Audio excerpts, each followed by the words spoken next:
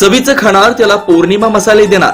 सोलापुरातील प्रसिद्ध बोगा ब्रदरच्या पौर्णिमा मसाले रुची भांडारात मसाल्यांच्या 3000 पेक्षा जास्त व्हरायटीचा खजिना. सोलापूरचा तिखट मिरची, काळा मसाला, शेंगा चटणी, लोणच्याचे विविध व्हरायटी, चायनीज पदार्थांसाठी लागणारे विविध व्हरायटी, केकसाठी लागणारं मटेरियल, सायन्स व विविध मसाले मिळण्याचे पूर्व भागातील एकमेव प्रसिद्ध पौर्णिमा मसाले रुची भांडार. 70 फूट रोड, भाजी मार्केट, सोलापूर. Mobile number 9595 03 77 03.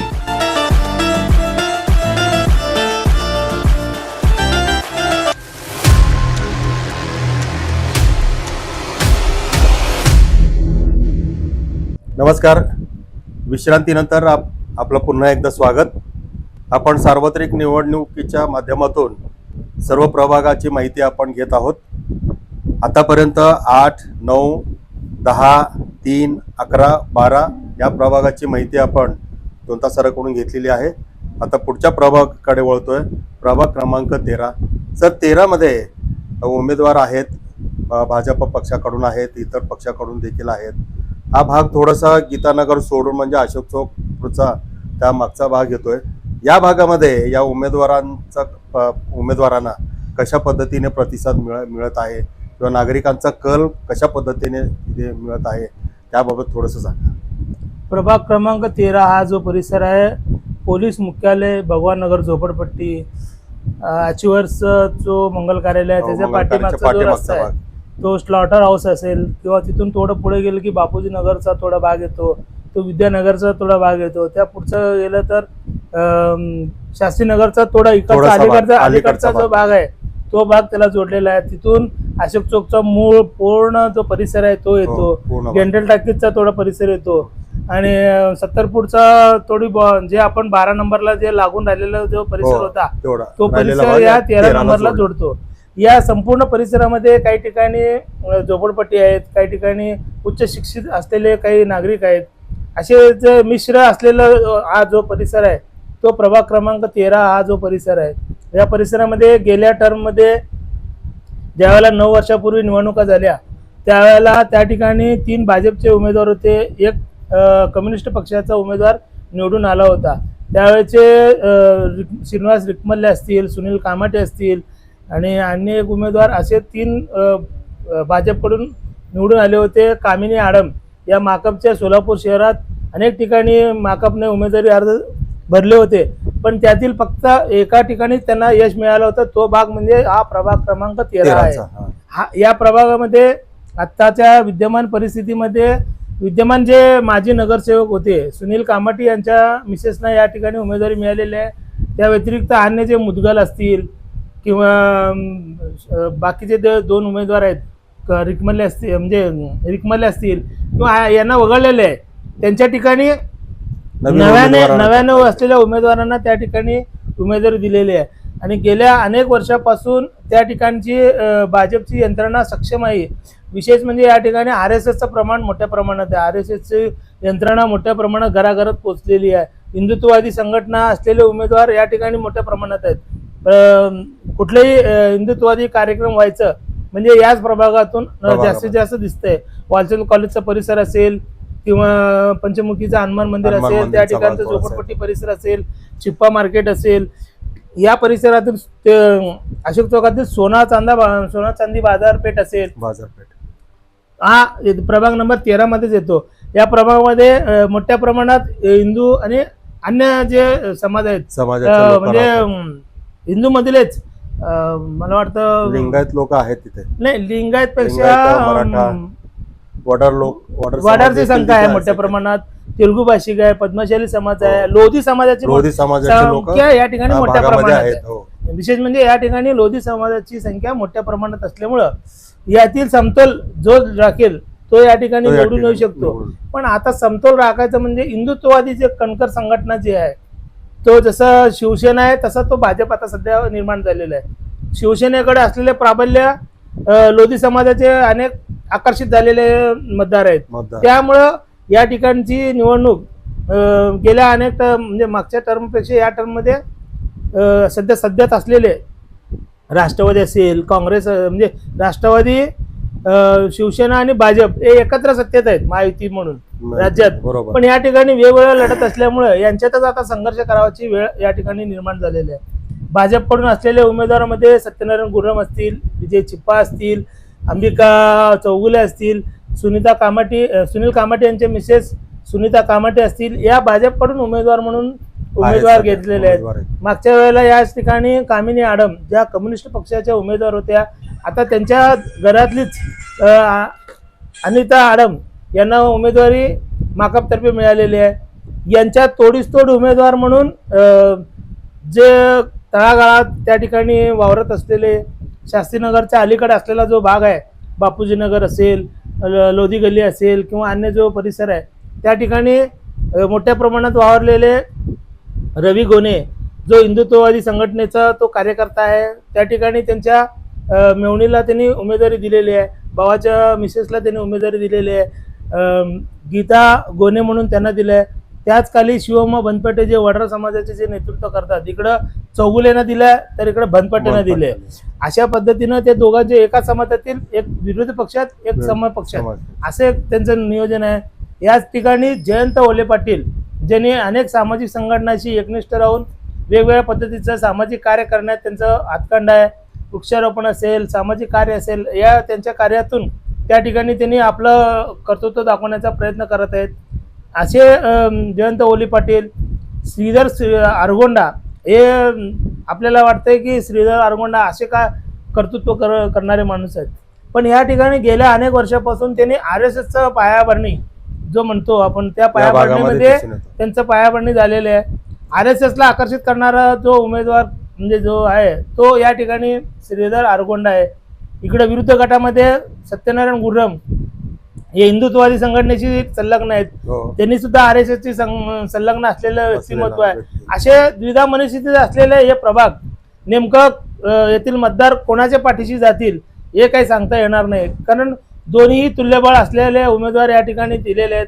इकडच्या साईडला बघितलं तर सत्यनारायण गुर्रम, विजय चिप्पा हे सोनं चांदी व्यापारी यांचं असलेलं व्यापार संघात असलेले एक गट, तर दुसरीकडं जयंत ओले पाटील हे बी उद्योजक आहेत, त्यांच्या असलेले श्रीधर आरगोंडा हे सुद्धा सामाजिक संघटनेशी संलग्न असलेले उमेदवार आहेत. म्हणजे या दोन्ही गटामधील संघर्ष येत्या आपल्याला उद्या निवडणुकीत आपल्याला मतदानाद्वारे दिसणार आहे आणि 16 तारखेला यांचं नेमकं कारण यातून कोण विजयी होणार हे आपल्याला येणाऱ्या 16 तारखेला समजून येणार आहे. सर, 12-13 या प्रभागामध्ये असलेल्या उमेदवारांचा आपण बलाबल पाहिलेला आहे. आता 14 नंबरमध्ये असलेल्या उमेदवारांचा बलाबल कसा असेल? 14 नंबर प्रभागामध्ये म्हणजे ज्या वेळेला 2017 साली निवडणुका झाल्या त्यावेळेला तो परिसर येतो कालिका मंदिर, जगदंबा पुलापासून तेलंगी पाचापेठ, तिथून पुढे गेलं तर 12 इमाम चौक, शनिवार पेठ, या जो परिसर, बेगमपेठ परिसर आणि लक्ष्मी मार्केटचा जो परिसर आहे तो परिसर, तिथून तो पुढे गेला की आपल्याला जिल्हा परिषदचा जो टापू आहे तो टापू या अंतर्गत पानगल हायस्कूल आणि जवळपास रंगभवन आणि सिव्हिलच्या हॉस्पिटलच्या अलीकडचा जो भाग आहे त्या तिथपर्यंत हा पूर्ण प्रभाग नंबर 14चा परिसर येतो. या ठिकाणी बहुसंख्येने 16 ते 17 हजारापर्यंत मुस्लिमांची माहोल आहे आणि 12 हजारापर्यंत हिंदूंची मतदान संख्या त्या ठिकाणी आहे. मागच्या आपण विधानसभेच्या निवडणुकीत त्या ठिकाणी हिंदू मुस्लिम मताधिक्याच्या हिशोबाने मतदान झालेलं आहे. प्रभाग क्रमांक 14 हा हिंदूचा टापू होता पहिल्यांदा, पण आता त्या ठिकाणी लोकसंख्या कमी झाल्यामुळं येथील सगळे जवळजवळ 5,000च्या आसपास पत्ता बदलमध्ये गेलेले आहेत. त्यांची बदलाबदलीचा जो संकेत आहे या संकेतावर या ठिकाणचं निवडणूक होणार आहे. त्यांना कोण जाऊन आपलं असं करून घेऊ शकेल त्यांच्यावर ते अधिकृत मतं त्यांना मिळू शकतात, या पद्धतीचं तिथं नियोजन आहे.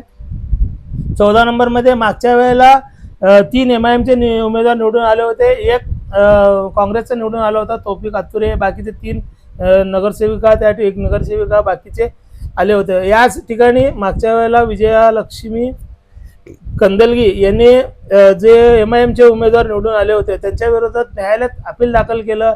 त्या न्यायालयात अपील केल्यानंतर काही काळ ते चाललं, पण नंतर दोघात काय तडजोड झाली काय माहीत नाही, पण तो विषय तिथंच थांबला. आता पुन्हा एकदा विजयालक्ष्मी कंदलगी आणि साका यांच्या घरातले फॅमिली मेंबर त्या ठिकाणी उभारलेले आहेत. दुसरीकडं ते 14 नंबरमध्ये गवळीतले एक जण आहेत आणि एक मला वाटतं पडवळकर म्हणून एक आहे. असे संबंधित गवई म्हणून एक आहेत आणि पडवळकर. अच्छा. आणि इकडे कंदलगी आणि साका असे 4 उमेदवार हिंदुत्ववादी संघटना असलेल्या भारतीय जनता पक्षाशी त्यांनी उमेदवारी घेतलेली आहे. या ठिकाणी जवळपास 12,000चं मतदान या ठिकाणी आहे. आणि आता सरासरी जर मतदानाची प्रक्रिया पाहिला तर आपण 60% जर मतदान झालं तर यांच्याकडे 7,000च्या आसपास हिंदूंची मतं एकवटले गेलं तर या ठिकाणचा निकाल अनपेक्षित लागू शकतो. कारण मागच्या वेळेला त्या ठिकाणी 3 MIMचे आहेत, एक काँग्रेसचा असा उमेदवार होता. आता त्या ठिकाणी विरुद्ध पक्षामध्ये MIM, काँग्रेस, राष्ट्रवादी प्लस अपक्ष आणि अन्य समाजवादी पक्ष. समाजवादी पक्षाकडून गेल्या वेळेचे निवडणुकीतले उमेदवार जे होते त्यांनी रियाज खैरेदी हे निवडून आले होते, पण यंदा त्यांनी समाजवादी पक्षाकडून आपली उमेदवारी दाखल केलेली आहे. त्यांना उमेदवारी न मिळाल्यामुळे त्याने समाजवादी पक्षाचं पार्टी हातात घेतलंय. आता नेमकं या ठिकाणच्या संघर्षामध्ये कोण निवडून येणं हे सांगता येणार नाही. कारण गेल्या ज्या वेळेला 2012चा निवडणूक झाला होता तो प्रभाग क्रमांक तो जुना प्रभाग होता, 24 नंबरचा प्रभाग क्रमांक प्रमाणे होता. त्यावेळेला 1-2 अशा पद्धतीची निवडणूक होती. त्यावेळेला देवा अंजेकर यांचे मिसेस आणि पांडुरंग दिदी यांनी विजय संपादन केला होता. विशेष म्हणजे पांडुरंग दिदी यांना त्यावेळेला मोळकर आणि नालबंद यांच्यामधल्या दोन्हीचा मतप्रवाहामुळे त्यांनी 786 इतक्याच मताने त्यांनी निवडून आले होते. आयोगिक इतिहास त्यावेळेचा त्या ठिकाणचा असल्यामुळं म्हणजे मुस्लिमांचा जो नंबर जो आहे 786 त्यांना पवित्र मानला जातो. तो मतदानाचा आकडा पांडुरंग दिदी यांनी घेऊन तो विजय झाला होता. आता याच ठिकाणी 14 नंबरमध्ये ज्यावेळेला आता निवडणुका होणार आहे त्या निवडणुकीमध्ये नेमकं कोणाला किती नंबरनं लकी मिळेल आणि कोण निवडून येणार हे आता आपल्याला सांगता येणार नाही. पण तुल्यबळ पाहता त्या ठिकाणी आता भाजपची सरशी होईल असं सध्या प्राथमिक स्वरूपात तर दिसतंय. कारण दिवसभर अजून वेळ आहे. या 24 तासात नेमकं काय काय होऊ शकतंय, कुठल्या पक्षातून कोण काय आपल्याला आश्वासन त्यांच्या अंतर्गत देऊ शकतात हे आपल्याला काय कळणार नाही. त्यामुळे आताच्या परिस्थितीनुसार आपण हे भाष्य करू शकतो. बरोबर सर. 13-14चा या प्रभागामध्ये असलेल्या बलाबलानंतर आपण थोडंसं दुसऱ्या एका महत्वाच्या प्रभागाकडे जातोय, तो प्रभाग क्रमांक 17चा. यामध्ये असलेल्या उमेदवारांचा बलाबल कसा असू शकेल? या ठिकाणी कसं आहे, 17 नंबर प्रभाग हा जो आहे ना तो शास्त्रीनगर भाग आहे आणि आजूबाजूचा जो एसटी स्टँड नंबर 2 असेल किंवा कुमटा नाकाचा परिसर असेल तिकडच्या परिसरामध्ये त्या ठिकाणी प्रत्येक वेळेला हिंदू मुस्लिम अशी द्विधा परिस्थिती असलेला तो मतदारसंघ आहे.